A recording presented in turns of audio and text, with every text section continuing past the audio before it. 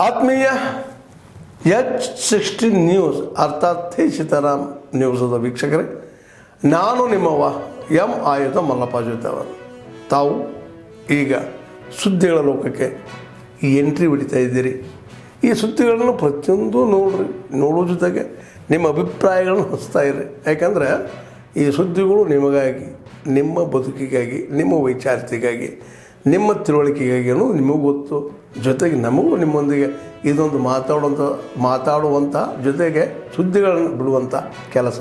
ಈ ಕೆಲಸದಲ್ಲಿ ನಾವು ನಿಮ್ಮೊಂದಿಗಿದ್ದೀವಿ ಅಂತ ಹೇಳ್ತಾ ನೋಡ್ತಾ ಇರಿ ಸುದ್ದಿಗಳನ್ನು. Not only your hospital, your health system is also very great, and Karnataka is looked with culture, with different type of culture.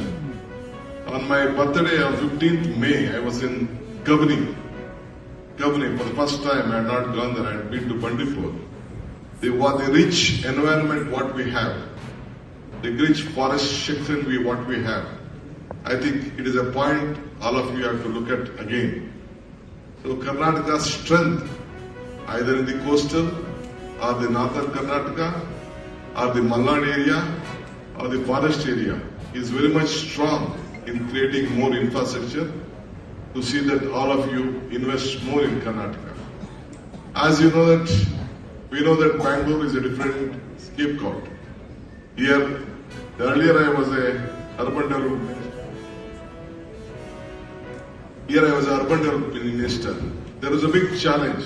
I think when Mr. Shamraj was telling about the convention center, on making the Bangalore infrastructure, Mysore infrastructure project land, when I decided to give a permission for them to build a convention center, which is the biggest, which is on the Nirmangala Road, International Convention Center.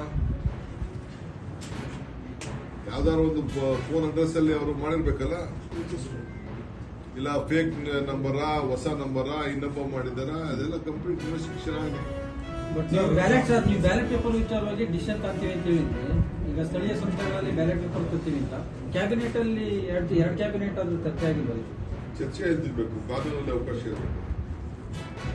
ಕಾನೂನಲ್ಲೇ ನೀವು ನನ್ನ ಇದನ್ನ ನೋಡಿ, ನೀವು election commission rules ಏನಿದೆ ನೋಡಿ, election commission rules ಅನ್ನೋದು ಸಂಪೂರ್ಣವಾಗಿ ಅವರಿಗೆ ಬ್ಯಾಲೆಟ್ಗೆ ಅವಕಾಶ ಮಾಡಿಕೊಟ್ಟಿದ್ದೀವಿ.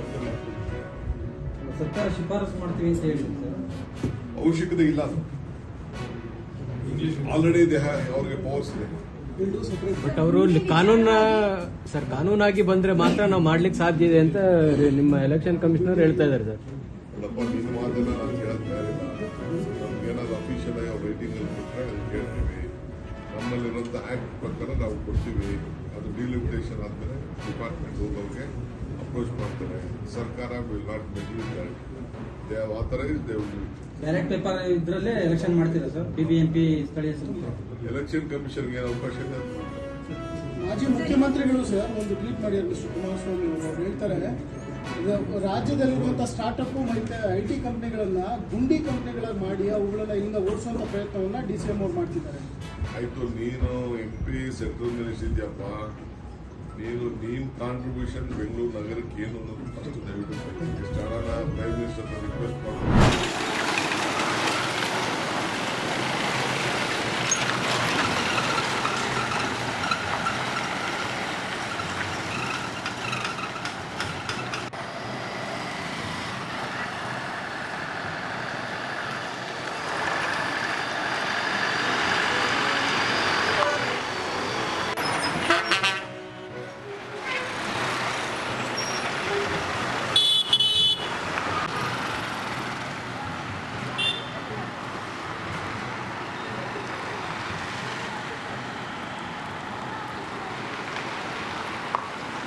ಶಿವಮೊಗ್ಗದಲ್ಲಿ ಮಳೆ ಪ್ರಾರಂಭ ಆದಮೇಲೆ ಶಿವಮೊಗ್ಗ ನಗರದಲ್ಲಿ, ಶಿವಮೊಗ್ಗ ಗ್ರಾಮಾಂತರ ಪ್ರದೇಶಗಳಲ್ಲಿ ಎಲ್ಲ ಕಡೆಯೂ ಕೂಡ ಗುಂಡಿ ಬಿದ್ದಿರ್ತಕ್ಕಂಥ ನಾವು ನೋಡ್ತಾನೆ ಇದ್ದೀವಿ.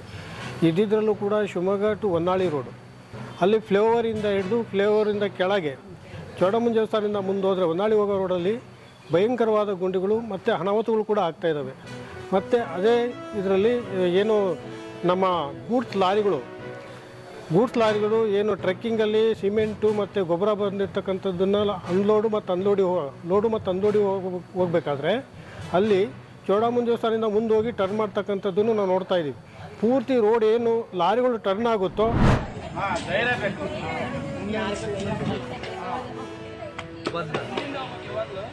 ಆಪೋಸಿಟ್ ಡೈರೆಕ್ಷನ್ ತಕ್ಷಣ ಏನು ಮಾಡಬೇಕು, ರೆಗ್ಯುಲೇಟರ್ ಆಫ್ ಮಾಡಬೇಕು. ಅಂದರೆ ನಿಮ್ಮ ಪೈಪ್ ಇರುತ್ತೆ, ನೀವೇನಾದ್ರು ಒಂದು ಆಪೋಸಿಟ್ ಡೈರೆಕ್ಷನ್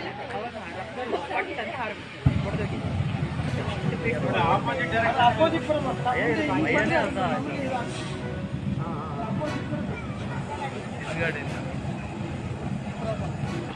ಒಳ್ಳೆ ಕಾರ್ಯಕ್ರಮ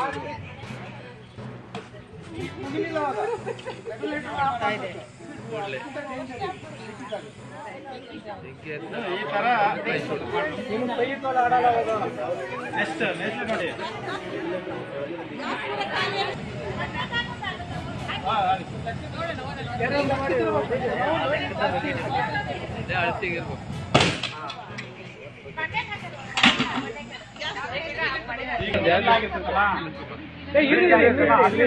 ಬೆಡ್ಶೀಟ್ ಹಾಕ್ಬೇಕು ನೆನೆಸಿ.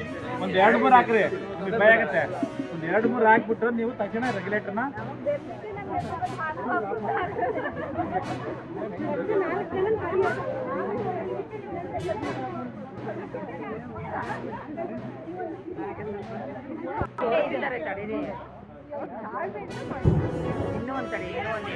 ಈ ಕಡೆ ಆ ಕಡೆ ಈ ಕಡೆ ಜಾರ್ತಿಲ್ಲ. ನೀವು ಎಲ್ಲ ಹೋಗ್ಬೇಕಲ್ಲ, ಜಸ್ಟ್ ಹೋಗಿ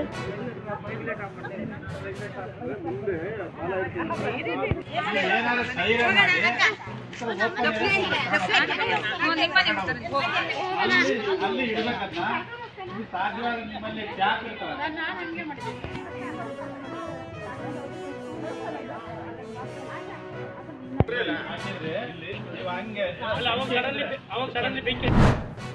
ಆದ್ಮೇಲೆ ಎಲ್ಲ ಸುದ್ದಿಗಳನ್ನು ನೋಡಿದ್ರಲ್ಲ, ಏನು ಅನಿಸ್ತು ನಿಮಗೆ?